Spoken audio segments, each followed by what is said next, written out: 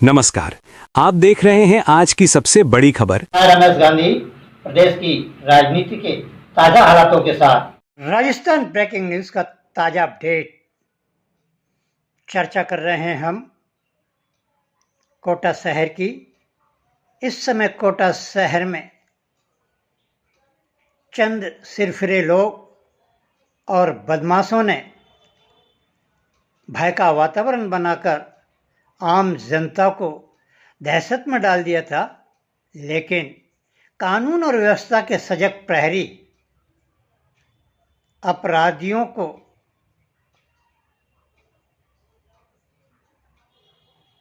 ठिकाने लगा। आरपी गोयल के नेतृत्व में कोटा रेंज में और कोटा शहर में वाले सख्त कानून आईजी राजेंद्र प्रसाद गोयल के नेतृत्व में शहर पुलिस कप्तान तेजस्विनी गौतम ने कहर मचा रखा है गुंडों पर। चाहे कितना बड़ा गुंडा हो, बदमाश हो, मवाली हो, अगर वह अपराध की दुनिया में आता है और अपराध शहर में करता है तो उसे चंद मिनटों के अंदर पुलिस गिरफ्तार कर जेल के सीछों में ठूस देती है। कल ही एक कांग्रेस के नेता, जिनमें इतने अपराधी पकड़े गए, देखिएगा, पिस्टल के साथ गिरफ्तार किए गए। एक आंखों में मिर्ची डालकर लूट करने वाला गिरोह को पकड़ा गया और एक ऐसा आईजी का कहना है हिस्ट्री सीटों की प्रॉपर्टी को तहस नहस करो। अन्य मुलजिम को पकड़ा गया जो कि लड़कियों के बहस में लोगों से लूटपाट करता था। उनके कब्जे से मिर्च पाउडर, रिवॉल्वर और अन्य चाकू और अन्य सामग्रियां बरामद की है। कुल मिलाकर इस समय कोटा शहर में अपराध करने की हिमाकत तो लोग कर रहे हैं, लेकिन उसके परिणाम, उसके अंजाम को भुगतने के लिए बहुत दुखी हैं। और न्यायालय भी, जिला सत्र न्यायाधीश व्यास साहब और उनका जुडिशली स्टाफ और हाई कोर्ट इस समय बहुत सख्त बना हुआ है, किसी की जमानत नहीं ले रहा है। कई वर्षों से मुलजिम जेल में बंद हैं। वहीं चर्चा कर रहे हैं, कल एक बड़ा भारी कांड हुआ। आमेरा परिवार का एक सदस्य राहुल गांधी को जान से मारने की धमकी देने वाला, राहुल गांधी को आमेरा पहले कांग्रेस का गोली से उड़ाने और 25 सांसदों को गोली से उड़ाने के वीडियो वायरल कर रहा था। आईजी जैसे ही इसकी भनक लगी, उन्होंने तत्काल शहर पुलिस कप्तान तेजस्विनी गौतम और सोशल मीडिया सेल को अलर्ट कर उसको गिरफ्तार कर लिया है। कुल मिलाकर ये युवक जब गिरफ्तार कर ले जाया जा रहा था तो अपने आप को निर्दोष बता रहा था, हिंदू राष्ट्र बनाऊंगा, इसका आलाप जक रहा था। लेकिन सोशल मीडिया पे कितनी बेरहमी से धमकियां दे रहा था कि मानो ना तो पुलिस है और ना कोई कानून है। कुल मिलाकर उसको गिरफ्तार कर लिया गया है और बहुत गहनता से पूछताछ की जा रही है।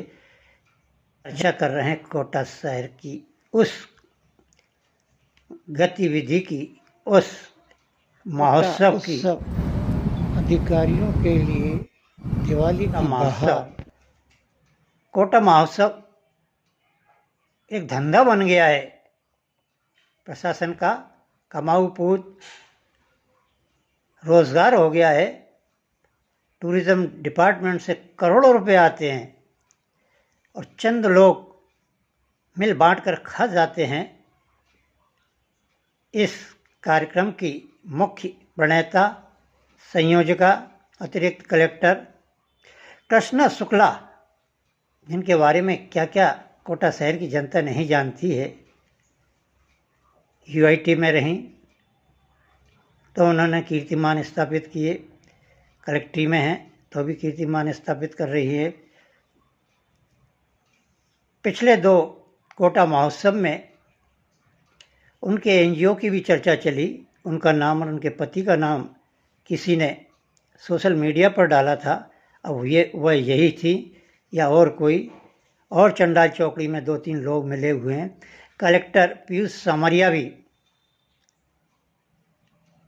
इनकी बातों में आ जाते हैं। आज आगाज हुआ है 20,000 दीपकों से। गोदावरी धाम के बालाजी में 20 डीजे, 20 माइक डीजे की धुन पर थरक रहा था सारा शहर। डीजे बज रहे थे गोदावरी धाम पर और उसकी गूंज दादावाड़ी के अंतिम छोर, सरस दूध फैक्ट्री के अंतिम छोर और चंबल गार्डन के अंतिम छोर तक बहुत तेज़ी से सुनाई दे रही थी। उल्लेखनीय है कि इस समय सीबीएसई की और 10वीं और अन्य विद्यार्थियों की परीक्षा चल रही है, वार्षिक परीक्षा है। उनके भाग्य का फैसला होना है। अगर थोड़ा ही डिस्टर्ब होता है तो वह पेपर में कुछ गलत लिख देते हैं तो फिर परीक्षा कैसे पास की जाएगी।